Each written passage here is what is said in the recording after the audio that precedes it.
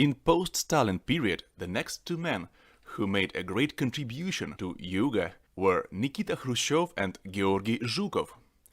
How had they managed to do that? In 1955, Nikita Khrushchev made a unique journey, within which attended 3 Eastern countries: India, Afghanistan and Burma. Of course, we are more interested in India. And as it was accustomed within the Soviet rule, as long as there were established first connections with India, it had immediately become socially and politically correct to be interested in Indian culture, and everything connected with India was praised. Moreover, there had begun an exchange of specialists, within which Indian specialists came to USSR and the Soviet ones went to India and started learning yoga. But this was not all. Marshal Zhukov, the chief commander of Soviet armies, took a look upon Indian army and he noticed that they are incredibly fit. And he also noticed that they were practicing yoga. Then he suggested to incorporate something like yoga to Soviet army development, and he introduced Indian specialists to the Soviet army. By the way, Zhukov has also introduced another interesting thing: karate.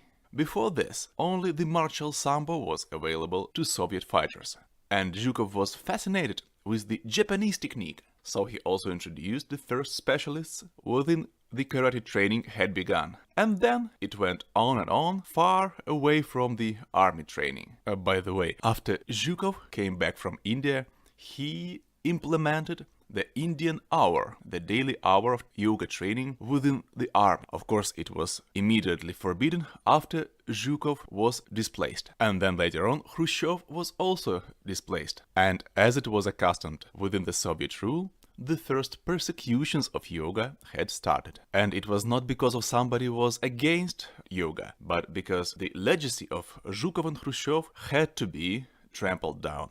Well, we have the whole collection of condemning articles, and here we have some Donskoy PhD saying that yoga is not our way. Well, very alike the modern scavengers of yoga. And we have the very same line of accusations, like sectarianism, the hostility to the Western consciousness of Indian philosophy and practice, and the deepening within himself as antisocial behavior. Well, of course it has nothing to do with yoga, but it's funny to understand that there it had emerged in the Russian-speaking context for the first time. Romantic yoga of 60s. Well, I called this period romantic because everything in 60s was romantic. Ivan Iefremov. His work, The Razor's Edge, exemplifies the deepest acquaintance with yoga. And where exactly the razor's edge metaphor could have been found first? In Kathopanishad, the way of yoga is likened the razor's edge, the passage between the opposites. Then this metaphor appeared in Kshurikopanishad,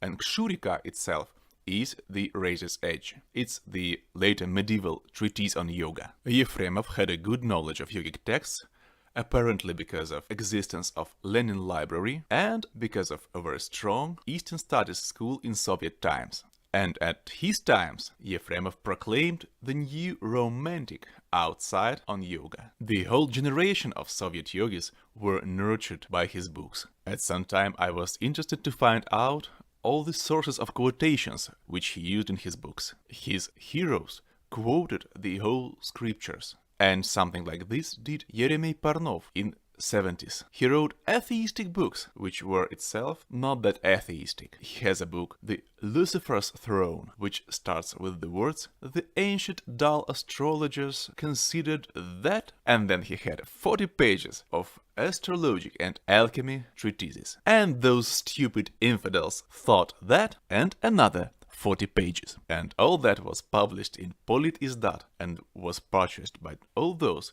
who wanted to practice something. He also has a book, The Shiva's Third Eye, which describes Indian practices, journeys within Himalayas, and so on. Something like this we can notice in the books by Ivan Iefremov. And besides this, Ivan Iefremov had given the certain specific side of yoga. In his books The Bull's Hour, Ties of Athens, and so on, yoga was perceived as some highest level of human's self-control. In The Bull's Hour he even has such a romance that the heroes could abandon their bodies because the human has the right to do what he wishes to with his life by his own will. Well, that's beautiful. And here is the definition of yoga which Iefremov gave in his Razor's Edge.